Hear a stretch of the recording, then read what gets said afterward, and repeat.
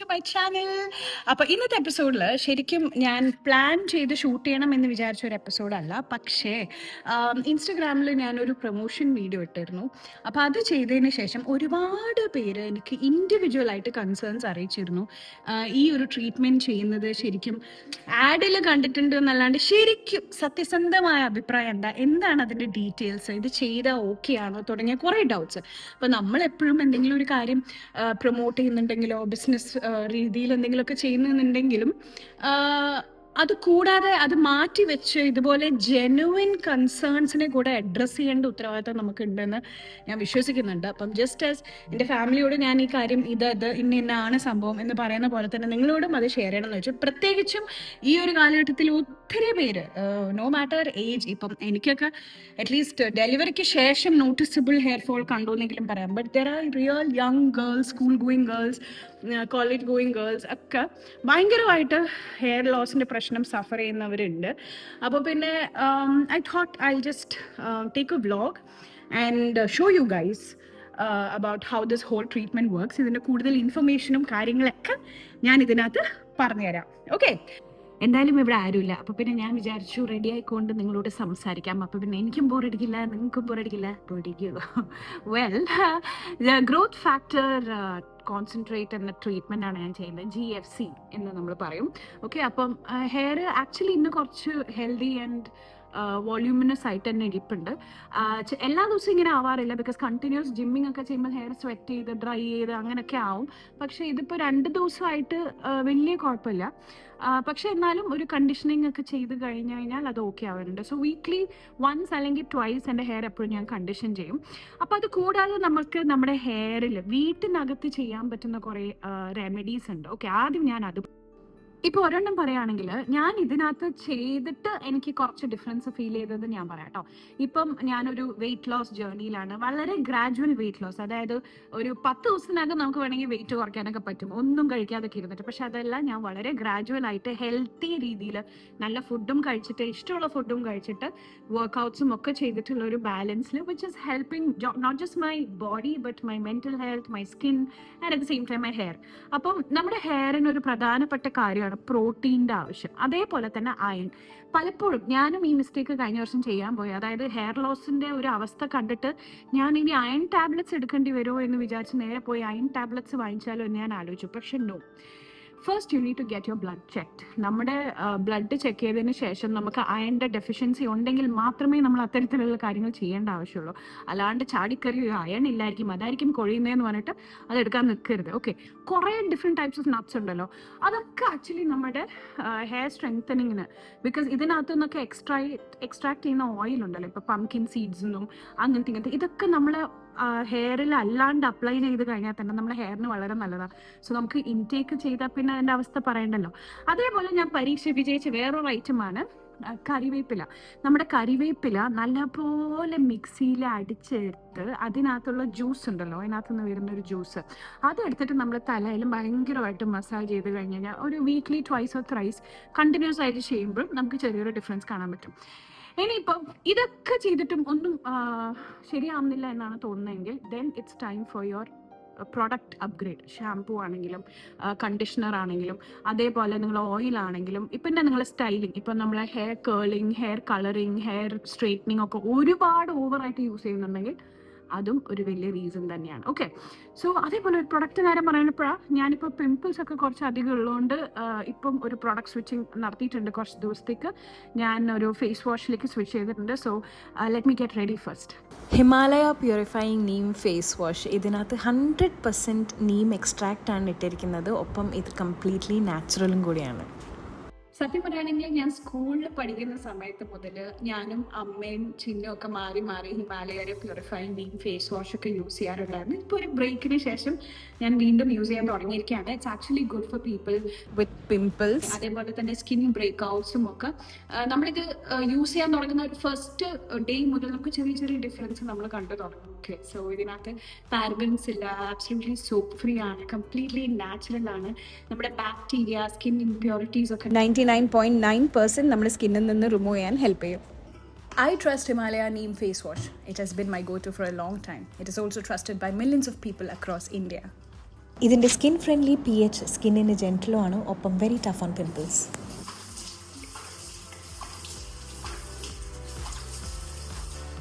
One step cleansing കഴിഞ്ഞു. അപ്പോൾ ഹിമാലയയുടെ ഈ 100% naturally extracted neem purifying face wash നിങ്ങൾക്ക് വാങ്ങിക്കണമെന്നുണ്ടെങ്കിൽ ആമസോൺ, ഫ്ലിപ്കാർട്ട്, നൈക്ക, ഹിമാലയ വെബ്സൈറ്റ് ഏതിൽ വേണമെങ്കിലും പോകാവുന്നതാണ്. Okay, link is in description.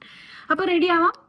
ആദ്യം ഞാൻ സൺസ്ക്രീനൊക്കെ ഒന്ന് ഇടട്ടെ. അപ്പോൾ നമ്മൾ പറഞ്ഞു വന്ന കാര്യം എന്താണെന്ന് വെച്ച് കഴിഞ്ഞാൽ ഇതുപോലെ ഹോം മെയ്ഡ് റെമഡീസ് നിങ്ങൾ ഡെയിലി ഫോളോ ചെയ്യേണ്ടതായിട്ടുണ്ട്. ഇപ്പം നിങ്ങൾ കഴിക്കുന്ന ഫുഡിനകത്ത് ഒരുപാട് നമ്മുടെ ഹെയർ ലോസ് കോൺട്രിബ്യൂട്ട് ചെയ്യും. ഇപ്പോൾ ഒത്തിരി ജങ്ക് ഫുഡ്, ഓയിലി ഫുഡ്, ഒരുപാട് ഷുഗർ ഉള്ളതൊക്കെ നമ്മൾ കഴിക്കും തോറും നമ്മുടെ ഹെയർ ഹെൽത്ത് തിന്നിങ് ആയിക്കൊണ്ടിരിക്കുകയാണ്. പിന്നെ വേറൊരു കാര്യം ഞാൻ പറയട്ടെ. ഇപ്പം ഒരു ചെറിയ എക്സാമ്പിൾ ഞാൻ കാണിച്ചു തരാം. അപ്പോൾ നമുക്ക് എങ്ങനെയാണ് മുടി കൊഴിച്ചൽ ഉണ്ടോ ഇല്ലയോ എന്ന് നമ്മൾ ഫസ്റ്റ് കൺഫേം ചെയ്യുക. ബിക്കോസ് ഒരു പരിധി വരെ നമ്മുടെയൊക്കെ ഹെയർ കുറച്ചൊക്കെ കൊഴിയും, and that's absolutely normal. Healthy അല്ലാത്ത തിന്നിങ് ആയിട്ടുള്ള ഏരിയാസിന് ഹെയർ പോകുന്നത് നോർമലാണ്, അവിടെ പുതിയ മുടി വളരുകയും ചെയ്യും. പക്ഷെ അത് ആ ബൗണ്ടറി ക്രോസ് ചെയ്തു നമുക്ക് തോന്നാം. ഇപ്പം ഞാൻ എന്താ ഈ ഹെയർ എടുത്തിട്ട് ഞാൻ ഇങ്ങനെ കൈ കൊണ്ട് ബ്രഷ് ചെയ്യാണ്. കൈ കൊണ്ട് ബ്രഷ് ചെയ്തിട്ട് ഇതിൻ്റെ ഫോർ എക്സാമ്പിൾ ഇങ്ങനെ എടുത്തിട്ട് ഞാൻ ലാസ്റ്റ് ഇങ്ങനെ കയ്യിലെത്തുമ്പോഴേക്കും എൻ്റെ കയ്യിൽ മുടി വരുന്നുണ്ടോ എന്ന് ഞാൻ നോക്കും. ഇപ്പം ഇല്ല, പക്ഷെ എൻ്റെ 2 സെഷൻസ് കഴിഞ്ഞു. അപ്പം അതിന് മുമ്പ് ആക്ച്വലി ഉണ്ടായിരുന്നു. അപ്പം നമ്മൾ ഈ കൈ വെച്ച് കോംബ് ചെയ്യുമ്പോൾ നമ്മൾ ഹെയറിന് എത്രത്തോളം മുടി ഇങ്ങനെ വരുന്നുണ്ട്, എനിക്ക് ആക്ച്വലി നല്ല റിസൾട്ട്സ് കിട്ടി തുടങ്ങി കേട്ടോ. അതുകൊണ്ടാണ് എനിക്കിപ്പം നിങ്ങൾക്ക് കാണിക്കാൻ പറ്റാത്ത. ഈ ഹെയറിന്ന് ഇപ്പം എടുത്തു കഴിഞ്ഞാൽ മുടി ഉണ്ടോ എന്ന് ചോദിച്ചു കഴിഞ്ഞാൽ യെസ്, ഒരു കുഞ്ഞു മുടി വന്നിട്ടുണ്ട്. അപ്പം അതുപോലെ നമ്മൾ ഹെയറിന് നമ്മളിങ്ങനെ എടുക്കുമ്പോൾ ഒരു 30 to 50 ഹെയർസ് ആണ് നമ്മുടെ കയ്യിൽ വരുന്നതെന്നുണ്ടെങ്കിൽ, ഇപ്പം ഞാൻ ഫുൾ ഇങ്ങനെ ചെയ്ത് ടോട്ടൽ ഞാൻ കൗണ്ട് ചെയ്യുമ്പോഴേക്ക് അത് ലെസ് ദാൻ 30 ഒക്കെ ആണെന്നുണ്ടെങ്കിൽ ഇത് ആബ്സൊല്യൂട്ട്ലി നോർമലാണ്. നിങ്ങളൊരു ട്രീറ്റ്മെൻറ്റും ചെയ്യേണ്ട, ഒന്നും ചെയ്യേണ്ട. നിങ്ങൾ ജസ്റ്റ് നിങ്ങളുടെ ഡയറ്റിൽ കുറച്ചും കൂടി ഒന്ന് കോൺസെൻട്രേറ്റ് ചെയ്താൽ മതി. പക്ഷേ ഒരു 50 to 100 ലെവലിലാണ് ആ ഹെയർസ് നിൽക്കുന്നതെന്നുണ്ടെങ്കിൽ, അല്ലെങ്കിൽ 100-നേക്കാളും കൂടുതൽ ഒരുപാട് ലൈക്ക് ചങ്ക് ഓഫ് ഹെയർ നമ്മളിങ്ങനെ വലിക്കുമ്പോൾ കയ്യിൽ വരുന്നുണ്ടെങ്കിൽ yes, you need A doctor.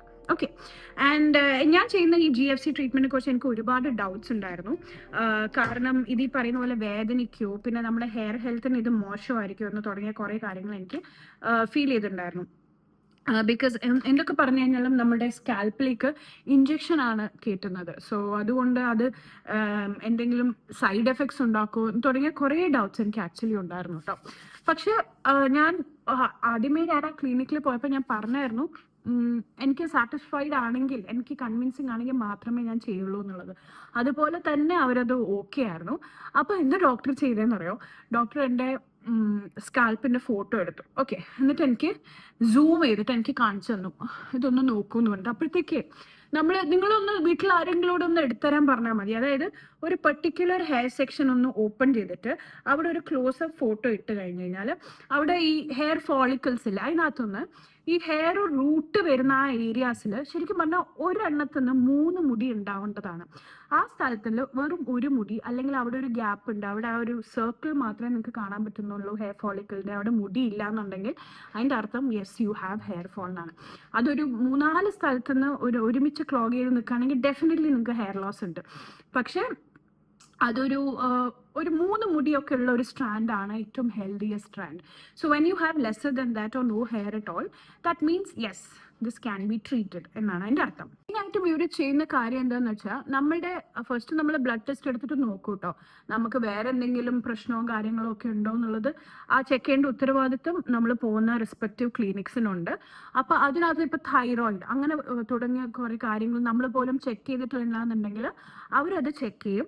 എന്നിട്ട് നമ്മൾ യെസ്, ഈ ട്രീറ്റ്മെൻറ്റിന് നമുക്ക് കുഴപ്പങ്ങളൊന്നും ഉണ്ടാവില്ല എന്ന് തോന്നിക്കഴിഞ്ഞാൽ മാത്രമേ അവരത് ചെയ്യുള്ളൂ. പിന്നെ ഒരു രീതിയിലുള്ള സൈഡ് എഫക്ട്സ് ഇല്ലാത്തതിൻ്റെ മെയിൻ കാരണം എന്താ പറയുക ഞാൻ പറയുന്നത്, ബിക്കോസ് ഇത് നമ്മളുടെ ബ്ലഡ് തന്നെയാണ് നമ്മുടെ ബോഡിക്കകത്തോട്ട്, നമ്മുടെ ഹെഡിനകത്തോട്ട് വരുന്നത്, സ്കാൽപ്പിനകത്തോട്ട് അവർ ഇഞ്ചെക്ട് ചെയ്യുന്നത്. അതായത് നമ്മുടെ ബ്ലഡിനകത്തുള്ള ബ്ലഡ് പ്ലേറ്റ്ലെറ്റ്സിൽ ഒരുപാട് ഗ്രോത്ത് ഫാക്ടേഴ്സ് ഉണ്ട്. അപ്പോൾ ബ്ലഡ് നമ്മുടെ ബോഡിക്കകത്തുനിന്ന് എടുത്തിട്ട് അവർ കുറച്ച് നേരം ഒരു 30 minutes to 45 minutesോളം സെൻട്രിഫ്യൂഗ് ചെയ്യാൻ വേണ്ടി വെക്കും. അപ്പം അത് വെച്ച് കഴിയുമ്പം നമ്മുടെ പ്ലേറ്റ്ലെറ്റ്സിൽ നിന്ന് നമ്മുടെ ഗ്രോത്ത് ഫാക്ടേഴ്സ് സെപ്പറേറ്റ് ചെയ്ത് എടുക്കാൻ പറ്റും. അപ്പോൾ ഒരു മിനിറ്റ്, നമ്മുടെ ഹെയറിലുള്ള ഗ്രോത്ത് ഫാക്ടേഴ്സ് ആണ് എപ്പോഴും നമുക്ക് പുതിയ മുടി വരാനും അത് സ്ട്രെങ്തൻ ചെയ്യാനും അതിൻ്റെ ഒരു ഹെൽത്ത് ഒക്കെ ഡിറ്റർമിൻ ചെയ്യുന്നത്. അപ്പം ഈ മുടി പോയി കിടക്കണ ആ സ്ഥലങ്ങളിലൊക്കെ നമ്മൾ ഈ ബ്ലഡ് പ്ലേറ്റ്ലെറ്റ്സിൽ നിന്ന് ഗ്രോത്ത് ഫാക്ടേഴ്സ് സെപ്പറേറ്റ് ചെയ്തിട്ട് എടുത്തത്, അതായത് ഒരു 45 മിനിറ്റിൻ്റെ ഉള്ളിൽ അത് അവർ ഒരു ട്യൂബിനകത്തോട്ട് ഇടും. അതിൻ്റെ ഒരു ഇഞ്ചക്ഷൻ പോലത്തെ ഒരു സാധനം എടുത്തിട്ട് വളരെ ഒരു ചെറിയ എമൗണ്ട് ടിപ്പിനകത്ത് എടുത്തിട്ട് നമ്മുടെ സ്കാൽപ്പിൻ്റെ ഔട്ടർ പോർഷനിൽ ഒരു ചെറിയ രീതിയിൽ, അതായത് ഒരു ചെറിയ പ്രിക്കിംഗ് മാത്രമേ നമുക്ക് ഫീൽ ചെയ്യുള്ളൂ. ശരിക്കും പറഞ്ഞു കഴിഞ്ഞാൽ വേദനിക്കുമെന്ന് ചോദിച്ചാൽ യെസ്, ചില ഏരിയാസിൽ എനിക്ക് ചെറിയൊരു പെയിൻ ഫീൽ ചെയ്തായിരുന്നു. അത് ഈ നടുവിലുള്ള ഏരിയാസില്ല, ഇത് ഭയങ്കര സോഫ്റ്റ് ആയിട്ടുള്ള ഭാഗമല്ലേ നമ്മളെ തലയിൽ, ഈ ഒരു ഏരിയ ഒക്കെ. അപ്പം ഇവിടെ അത് ചെറുതായിട്ട് ഒരു സൂചിവെത്തുന്ന വേദന ഉണ്ട്. പക്ഷെ അവരെന്ത് ചെയ്യുന്നറിയോ, അവർ ഓരോ തവണ ആ ഇഞ്ചക്ഷൻ വെക്കും തോറും സൈഡിൽ ഒരു മസാജിങ് ഒരു വൈബ്രേറ്റർ പോലത്തെ ഒരു സാധനമുണ്ട്, അതും അതിൻ്റെ കൂടെ തന്നെ അവർ വെക്കും. അപ്പം നമുക്കൊരു സുഖമുള്ള ഒരു ഫീലിംഗ് കിട്ടും. അതായത് ഇഞ്ചെക്ട് ചെയ്യുന്നുണ്ട്, പക്ഷെ സെയിം ടൈം നമുക്ക് ആ ഒരു വൈബ്രേഷൻ കൂടി അവിടെ ഫീൽ ചെയ്യുമ്പോഴത്തേക്കും നമുക്കത് ഭയങ്കര കാമിങ് ആണ്. ഇത് ഞാൻ വിചാരിച്ചു ഒരു സ്ഥലത്ത് ചെയ്യുന്നുണ്ടാവുള്ളൂ, പക്ഷെ ഞാൻ കുറേ പേര് വീഡിയോസ് ഒക്കെ ചെയ്തിട്ട് കണ്ടപ്പോൾ എനിക്ക് മനസ്സിലായി അത് ഓൾമോസ്റ്റ് ഇത് നിങ്ങളിപ്പോൾ ഏത് ക്ലിനിക്കിൽ പോയാലും, നിങ്ങളുടെ നാട്ടിലുള്ള ഏത് നല്ല ക്ലിനിക്സ് തന്നെ നോക്കണം കേട്ടോ, ഏത് ക്ലിനിക്കിൽ പോയി കഴിഞ്ഞാലും അത് അവർ ചെയ്യുന്നുണ്ടെന്നാണ് ഞാൻ മനസ്സിലാക്കിയത്. ബിക്കോസ് ചെറുതായിട്ട് നമുക്ക് നമ്പിങ് ക്രീം ഇടും കേട്ടോ. നമുക്ക് ഇത് തുടങ്ങുന്നതിന് തൊട്ട് മുമ്പ് അവര് ഒരു ക്രീം എടുത്തിട്ട് ഇടും, ഒരു ഓയിൽമെന്റ് പോലെ, ജസ്റ്റ് നമ്പ് ചെയ്യാൻ വേണ്ടിയിട്ട്, തെറിപ്പിച്ച് വെക്കാൻ വേണ്ടിയിട്ട്. അതല്ലാണ്ട് ഞാൻ ഡോക്ടറടുത്ത് ചോദിച്ചു നമ്പിങ് ക്രീം അല്ലാണ്ട് വരുന്നപ്പോൾ പറഞ്ഞു സ്പ്രേയും ഉണ്ട്. അപ്പം നമ്പിങ് ക്രീം ഇടുമ്പം ഹെയർ കുറച്ചൊരു ഓയിലി ഫീൽ വരും അത് കഴിഞ്ഞ് കഴിഞ്ഞാൽ. കാരണം നമുക്ക് 24 hours കുളിക്കാൻ പാടില്ല, എന്ന് വെച്ചാൽ ഹെയറിൽ വെള്ളം തൊടാൻ പാടില്ല. അതേപോലെ വർക്കൗട്ടും കാര്യങ്ങളൊന്നും ചെയ്തിട്ട് നമ്മൾ ഹെയർ സ്വെറ്റ് ചെയ്യാനും പാടില്ല. അപ്പോൾ അതും ഇമ്പോർട്ടൻ്റ് ആയിരുന്നു. അപ്പോൾ അതുകൊണ്ട് ഞാൻ വീക്കെൻഡാണ് പ്രിഫർ ചെയ്യുന്നത്. കാരണം ഇല്ലാന്നുണ്ടെങ്കിൽ വർക്കിംഗ് ഡേയിൽ എന്തെങ്കിലുമൊക്കെ ചെയ്ത് ഇങ്ങനെ വേർത്താലോ സ്വെറ്റിംഗ് ഒക്കെ വർക്കൗട്ടിലോ എന്തെങ്കിലുമൊക്കെ വന്നാൽ എന്നുള്ള വിചാരത്തിൽ വേസ്റ്റായി പോകണ്ടല്ലോ. അപ്പോൾ അങ്ങനെ ഞാനതിൽ വീക്കെൻഡ്സ് ആണ് സെലക്ട് പോയി ചെയ്യാൻ വേണ്ടിയിട്ട്. സോ ബേസിക്കലി അതാണ് സംഭവം. അപ്പോൾ ഞാൻ ഇനി അവിടെ എത്തിയിട്ട് ബാക്കി ഡീറ്റെയിൽസ് പറയാം കേട്ടോ. അപ്പോൾ എൻ്റെ ഒരു എക്സ്പീരിയൻസിൽ ഇപ്പം ഞാൻ കാണിച്ച പോലെ ആദ്യമൊക്കെ ഇങ്ങനെ ചെയ്യുമ്പോൾ ഒരു 10-15 മുടി വരുന്ന സ്ഥലത്ത് ഇതാ നിങ്ങളുടെ മുമ്പിൽ തന്നെ കാണിച്ചു തരാം. ഹെയർ സെപ്പറേറ്റ് ചെയ്ത് വെക്കാം. എൻ്റെ ഹെയർ ലോസ് ഒക്കെ വന്നത് എനിക്കറിയാം. ഒന്ന് ഡെഫിനറ്റ്ലി ഡെലിവറിക്ക് ശേഷം കുറച്ച് സ്റ്റാർട്ട് ചെയ്തു. പക്ഷേ നമ്മൾ ഈ ഷൂട്ടിൻ്റെ സമയത്ത് കളർ ചെയ്യുന്നതുകൊണ്ടും പിന്നെ ഹെയർ സ്ട്രെയിറ്റനിങ് കേളിംഗ് ഒക്കെ ചെയ്യുന്നതുകൊണ്ടൊക്കെ തന്നെ ആയിരുന്നു കൂടുതലും എനിക്ക് ഹെയർ ലോസ് വന്നത്. പക്ഷേ when you're treating your hair right, you're treating everything right. So see, ഞാനിപ്പോൾ ഇത്രയും ഒക്കെ ഹെയർ ബ്രഷ് ചെയ്തുകൊണ്ടിരിക്കുക. കണ്ടോ, എൻ്റെ കയ്യിൽ മുടി വരുന്നില്ല, ഒട്ടും വരുന്നില്ല. നേരത്തെ ഒരെണ്ണം വന്നു, പക്ഷെ ഇപ്പോൾ വരുന്നില്ല.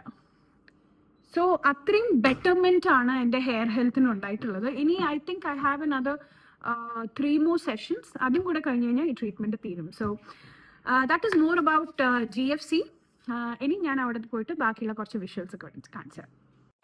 അപ്പോൾ ഞാൻ ക്ലിനിക്കിലെത്തി. അപ്പോൾ ഇവിടെ കയറി കഴിഞ്ഞ ഉടനെ എൻ്റെ ബ്ലഡ് എടുത്തിരിക്കുകയാണ്. അതൊക്കെ നമ്മൾ സാധാരണ ബ്ലഡ് ടെസ്റ്റ് പോലെ തന്നെയാണ്. അപ്പോൾ ബ്ലഡ് എടുത്തതിന് ശേഷം അവർ അതൊരു 50 മിനിറ്റ്സോളം എടുക്കും അതിൻ്റെ പ്ലേറ്റ്ലെറ്റ്സ് നിന്ന് ഗ്രോത്ത് ഫാക്ടേഴ്സ് സെപ്പറേറ്റ് ചെയ്യാൻ വേണ്ടിയിട്ട്. ഓക്കെ, അപ്പോൾ ആ 15 മിനിറ്റ്സ് ഞാനിവിടെ വെറുതെ ഇങ്ങനെ ചില്ല് ചെയ്യും. ആ സമയത്ത് അവർ വന്ന് ഒന്നെങ്കിൽ നമ്പിങ് ക്രീം അല്ലെങ്കിൽ നമ്മുടെ സ്കാൽപ്പിൽ തരിപ്പ് ഫീൽ ചെയ്യാനായിട്ട് ഒരു ക്രീമോ അങ്ങനെ എന്തെങ്കിലും അവർ ഇട്ട് വയ്ക്കും. എന്നാൽ പിന്നെ നമ്മൾ ബ്ലഡ് ഇഞ്ചെക്ട് ചെയ്യുന്ന സമയത്ത് നമുക്ക് വേദന കുറവായിരിക്കും. So let's wait.